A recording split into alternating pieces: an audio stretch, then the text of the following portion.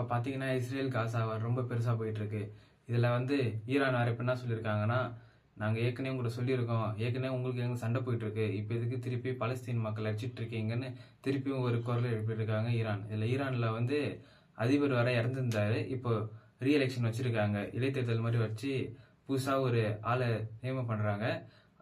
அது மட்டும் இல்லாமல் இப்போ புதுசாக யாராச்சும் ஒரு நல்ல எலெக்டர் செலக்ட் ஆகிட்டாருன்னா கண்டிப்பாக நாங்கள் இஸ்ரேல் சும்மா விட மாட்டோம்னு சொல்லியிருக்காங்க.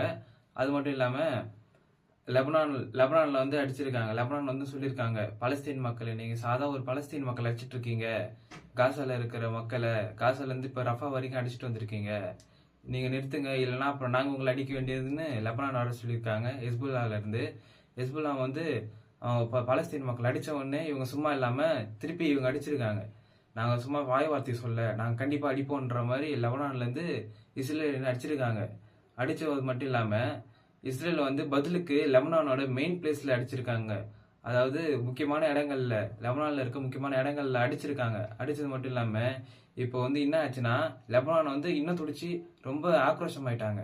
லெபனான் என்ன பண்ணியிருக்காங்கன்னா, இங்கேருந்து திருப்பி அவங்களோட மெயின் பிளேஸுக்கு ட்ரோன் மூலியமா, ராக்கெட் மூலியமா அடித்து பல பேரை கொண்டு இருக்காங்க. அது மட்டும் இல்லாமல் 15 பேர் இப்போ அடிபட்டு சீரியஸாக இருக்காங்க.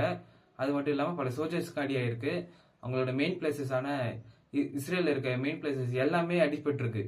இஸ்ரேலுக்கு மொத்தமாக பின்னாடி வெப்பன் கொடுத்தது எல்லாமே யாருன்னு பார்த்தீங்கன்னா அமெரிக்கா மட்டும்தான். இப்போ ரீசெண்டாக அமெரிக்கா வெப்பன் தரல. ஏன்னு கேட்டால், நீங்கள் காசால இருக்கிற பொதுமக்கள் அடிச்சிட்டு இருக்கீங்க, அதனால தான். இதை அமெரிக்கா முன்னாடியே சொல்லியிருக்கலாம். காசால இருக்க மக்கள் ரஃபாவுக்கு வந்துட்டாங்க, எவ்வளோ பேர் கொண்டு இருப்பாங்க, எவ்வளோ சேதப்பத்தி இருக்காங்க, அதெல்லாம் பற்றி அவங்க பேசல. கேட்டா பொதுமக்கள் இருப்பாங்கப்பா ரஃபால, இப்ப பொதுமக்கள் மட்டும்தான் இருக்காங்க, அவங்களை அடிக்க தேவையில்ல.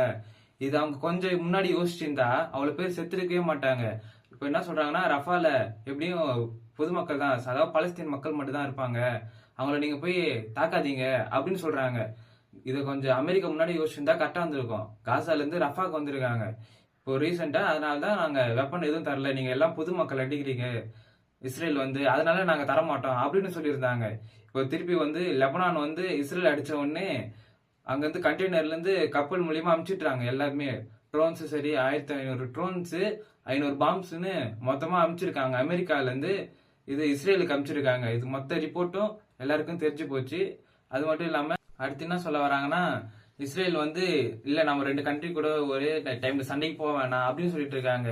இது மட்டும் இல்லாம முன்னாள் ஆர்மி அபிஷியல் என்ன சொல்றாருன்னா, இல்ல தேவையில்ல, நம்ம லெபனான் கிட்ட சண்டைக்கு போக தேவையில்ல, ஏன்னா காசா சின்ன நாடு, அது லெபனான் அதோட இருக்கிறதுலே வேர்ல்டு இருக்கிற எல்லாமே அவங்க வச்சிருக்காங்க, அது ரொம்ப பெரிய பாம்ஸ், ட்ரோன்ஸா இருக்கட்டும் எல்லாமே அவங்க வச்சிருக்காங்க, இல்ல நம்ம டைம்ல சண்டைக்கு போனா நம்மளுக்கு தான் ரொம்ப டேஞ்சர் அப்படின்னு சொல்லியிருக்காங்க. அதாவது காசாவும் வெஸ்ட் பேங்கும் சேர்ந்ததான் பலஸ்தீன் மக்கள் சொல்றாங்க. இஸ்ரேல் காசாவை என்ன நிலைமைக்கு ஆக்கி வச்சிருக்காங்க நமக்கு நல்லாவே தெரியும். சுத்தமா அடிச்சு ஒடிச்சு எல்லா மக்களையும் சாவடிச்சு அப்படி இருந்துச்சு.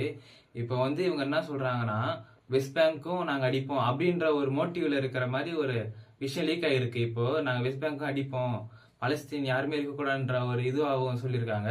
அது மட்டும் இல்லாம இதை கேட்ட பல இஸ்லாமிய கண்ட்ரிஸும் முன் வந்திருக்காங்க.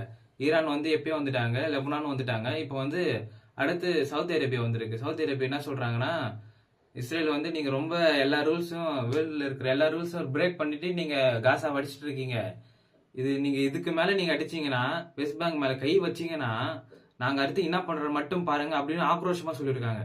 அது மட்டும் இல்லாம சவுதி அரேபியாவோட ஹெட் என்ன சொல்லியிருக்காருன்னா, நீங்க பலஸ்தீன் மக்கள்ன்ற ஒரு இனத்தை அழிக்கணும்ன்ற ஒரு மோட்டிவ்ல இருக்கீங்க, பலஸ்தீன் மக்களே இருக்கக்கூடாது, அந்த இனமே இருக்கக்கூடாது அப்படின்னு ஒரு மோட்டிவ்ல நீங்க பண்ணிட்டு இருக்கீங்க எல்லாமே, வெஸ்ட் பேங்க் மேல கை வச்சீங்கன்னா நீங்க கெட்டீங்க அப்படின்ற மாதிரி சொல்லியிருக்காங்க.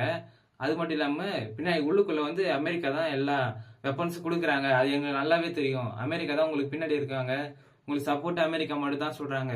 என்னதான் அமெரிக்கா எங்களுக்கு கண்ட்ரி ஃப்ரெண்ட் கண்ட்ரியா இருந்தாலும், நண்பர்களாக இருந்தாலும் அதெல்லாம் எனக்கு தேவையே இல்லை, அவனை நான் தூக்கி போட்டுட்டு உன்னை நான் கண்டிப்பா அடிப்பேன்டா அந்த மாதிரி சொல்லியிருக்காங்க. காசாவுக்கு சப்போர்ட்டா பேசியிருக்காங்க. வெஸ்ட் பேங்க் மேல நீங்க கை வச்சீங்கன்னா அவ்வளவுதான் அப்படின்னு சவுதி அரேபியாவோட லீடர் சொல்லியிருக்காரு. அது மட்டும் இல்லாம இப்ப ஈரானோட அதிபர் மொத்த இஸ்லாமிய கூட்டத்துக்கும் ஒரு தலைவர் இருப்பார்ல, அந்த மாதிரி ஒரு தலைவர் ஒரு ஃபிளைட் ஆக்சிடென்ட்ல இறந்துட்டாரு. அதுக்கு வந்து இப்போ எலெக்ஷன் அதிபர் தேர்தல் ஈரான்ல நடந்துட்டு இருக்கு. அதனால இப்போ வந்து சவுதி அரேபியாவோட கைகள் தூக்கி இருக்கு.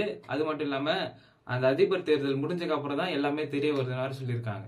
ஈரான் இந்த டைம்ல என்ன சொல்றாங்கன்னு பாத்தீங்கன்னா, இஸ்ரேல் காசா வார்ல நீங்க எப்படியும் இஸ்ரேல் வந்து தோல்வி ஒத்துக்க மாட்டீங்க. நாங்களாம் சொல்றோம் இஸ்ரேல் காசா வார்ல இஸ்ரேல் வந்து தோல்வியை தழுவிச்சுன்னு இவங்க சொல்லியிருக்காங்க, ஈரான் சொல்லியிருக்காங்க. அது மட்டும் இல்லாம இப்போ இஸ்ரேல் லெபனான் வார் கண்டிப்பா வரும்ன்ற மாதிரி வேற சொல்லியிருக்காங்க. நீங்கள் அடிச்சிருக்கீங்க, நான் உங்களை திருப்பி பெரிய இது பண்ணுவோம் அப்படின்னு வேற சொல்லியிருக்காங்க. இந்த டைம்ல பிஐஜி பாலஸ்தீன் இஸ்லாமிக் ஜெஹட் அப்படின்னு ஒரு அமைப்பு வேற போராடிட்டு இருக்காங்க. காசாவை எதுவும் பண்ணக்கூடாது, வெஸ்ட் பேங்க்குள்ள நீங்க போகக்கூடாது அப்படின்னு பாலஸ்தீன் மக்களுக்காக போராடிட்டு இருக்காங்க. அதை தடுத்து நாங்க இந்த மாதிரி பாலஸ்தீன் மக்கள் பத்தி நாங்க சொல்லிட்டு இருக்கோம். இது ஒரே ஒரு விஷயம் தான் நாங்க சொல்லணும். ஒன்னே ஒண்ணுதான், ஒரு சின்ன ஈகோவால தான் இந்த பிரச்சனையே ஸ்டார்ட் ஆச்சு. இங்க வந்து இஸ்லாமிய பெருசா, இந்து பெருசா, முஸ்லீம் பெருசா, அடுத்து கிறிஸ்டின் பெருசா அப்படின்ற ஒரு இது இல்லை. எல்லாரும் நம்ம எல்லாருமே ஒன்னா ஒரு மனுஷனா பார்த்தோன்னா எது பிரச்சனையுமே இருக்காது. நம்ம மனுஷனா பார்த்து பழகுவோம். இந்த மாதிரி பிரச்சனையை தவிர்ப்போம். அவ்வளவுதான் நான் சொல்ல வரேன். இந்த மாதிரி வீடியோஸ்லாம் வேணும்னா சப்ஸ்கிரைப் பண்ணி வச்சுக்கோங்க. நம்ம பெல் ஐக்கனை தட்டி விட்டுருங்க. உங்க ஃப்ரெண்ட்ஸுக்கு இந்த வீடியோ ஷேர் பண்ணி விட்டுருங்க.